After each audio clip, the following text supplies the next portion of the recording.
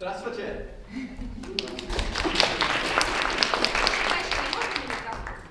Как дела? Да? Добрый день, как поживаете? Okay? Great. That's all the Russian I know. Ну что ж, это все, что я могу сказать по-русски. Kimberly Clark, you may not know the name Kimberly Clark, Может быть, вы не знаете название моей компании Kimberly Clark, but I bet you have used our products. но я 100% уверен, что вы пользовались какими-то из наших продуктов. Huggies, which are diapers, babies. Например, памперсы для детей, да, Huggies, которые... Kleenex, winter's coming, so facial tissue. Вот, соответственно, салфеточки, Kleenex. Scott's paper towels, clean up in the kitchen. Бумажное полотенце Scott, с которыми можно что-то вытереть на кухне. And many of your women probably have heard Kotex. Вот, и, наверное, женщины знают такую марку, как Kotex. We are a global company selling our products in about 175 countries. Мы являемся глобальной компанией. Продукция наша продается в 175 странах. We have direct employees manufacturing in 80 of those countries. В 80 из этих стран у нас есть прямой найм сотрудников и производство. And every day, over 1 billion people, about 25% of the world population, use our products. И каждый день порядка 25% населения земного шара используют нашу продукцию. Great. So let me start with corporate culture. And this is a very important place to begin as you start your journey on developing a performance management culture. И я хотела бы начать с корпоративной культуры, и это очень важный момент. Именно с него нужно начинать, когда речь идет о разработке методики оценки качества.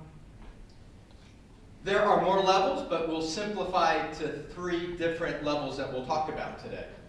Можно, конечно, выделить много различных уровней здесь, но я буду говорить сегодня лишь о 3. Many traditional companies, not just Russian, but I spent time in Asia, so many Asian companies, as well as European or American, fall in this first level. Очень многие традиционные компании, не только российские, но и азиатские, я некоторое время работал в Азии, но также европейские, американские компании попадают в категорию, которую вы видите в нижней части слайда. It is about creating a family environment, lifetime employment, loyalty to that company for your whole career. Что в этой компании считается, что в компании нужно работать всю жизнь, и таким образом создаются тесные, почти семейные связи между сотрудником и его местом работы. And I want to look at to the very top is an up and out culture. Many a lot of Russian startup companies are there. Many consulting companies, McKinsey, are in the top where you better grow and then you can move up or you find someplace else to work. В верхней части слайда вы видите 3-ю категорию. К ней относятся многочисленные компании и в России, и за рубежом. Это компании, которые, например, занимаются консалтингом, или это стартапы. И в этих компаниях ты работаешь так, что либо ты работаешь изо всех сил, либо ты уходишь. And both of those cultures work in certain situations. И, конечно, в определенных ситуациях, в определенных контекстах эти подходы прекрасно работают. But the information, the data that we have on a global basis is that they don't work long term.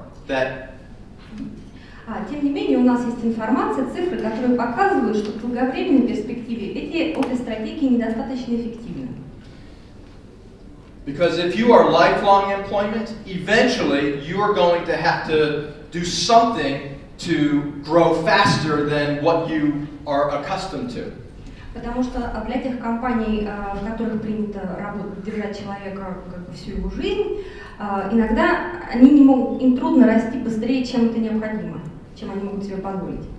And if you're an up and out company, a startup, eventually you are going to grow a little bit bigger and you're going to need to retain your people, keep your people.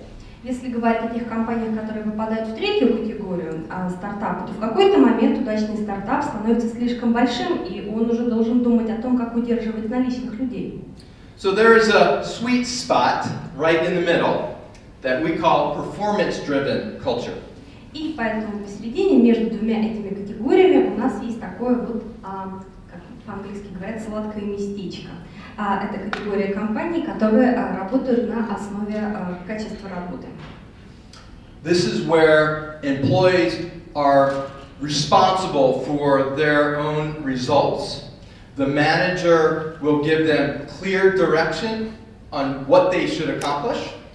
В этой ситуации люди знают, каких результатов они должны достигнуть, они к этому стремятся, их руководитель направляет их на этом пути. Managers will help grow the employee to make sure they deliver the results. И менеджер заботится о том, чтобы люди росли над собой и были в состоянии добиться поставленной перед ними цели. And then those employees who do really well get paid more. И те сотрудники, у которых это получается лучше, чем у других, получают больше. And many Western companies have moved to this performance-driven culture within their companies. И очень многие западные компании как раз перешли в этот второй слой. Компании, которые ориентируются на качество работы сотрудников. What do you think? Я думаю, да.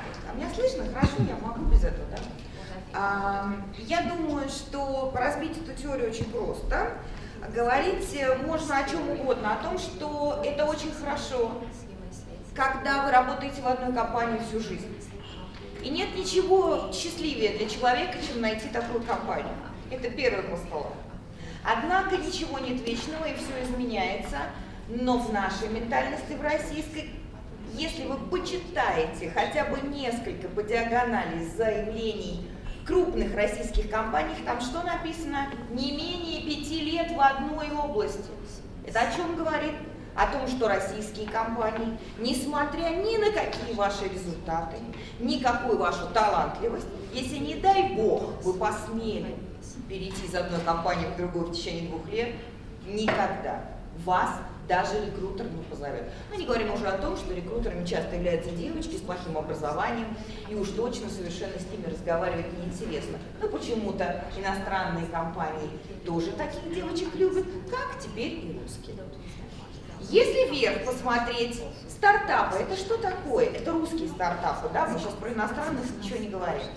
Это некое количество граждан, очень талантливых, безумно талантливых, как правило, из другого поколения, во всяком случае, не из моего, это точно, которые родили очень интересную идею, и она работает. Там очень мало понимания о каких-либо результатах, кроме одного. Деньги есть? Все. Значит, в тот момент, когда сыпятся деньги, потому что это блестящая идея, мы не берем стартап, которые умерли, не родившись, да? И это была плохая идея, они не заработали денег, и про них мы говорить не будем. Они прекрасно работают, у них сыпятся деньги, им вообще ничего не нужно в этот момент. Никого развивать, никого удерживать, вообще ничего. Да? Но, к сожалению, наступает период, когда надо поднять этот вот пятачок и посмотреть, на чем растут желуди, подрывать корни, перестать. Тогда действительно и та, и другая компания, ну, представим, что это компания, пытаются начать жить так, как весь другой мир. Не надо забывать, что мы очень быстро живем, как другой мир. Все истории говорят нам о том, что приличные страны развивались по 10, 20, 30, 50, 100, 150 лет для того, чтобы дойти туда, куда мы скаканули за 10, за 5 и за 15. Надо ли рассказывать, что скакали мы быстро и не всегда качественно? Верно. Это не значит, что мы сделали это плохо. И это абсолютно не значит, что мы не имели на это права. У нас просто выбора не было. Либо мы прыгнем в этот мир, либо мы вылетим из него. Мы в него прыгнули. Вот теперь мы хотим быть теми, кем в золотой середине нам рассказали, бывают счастливые люди. Так вот, счастливые люди, accountable for results, там написано, ответственные за свои результаты.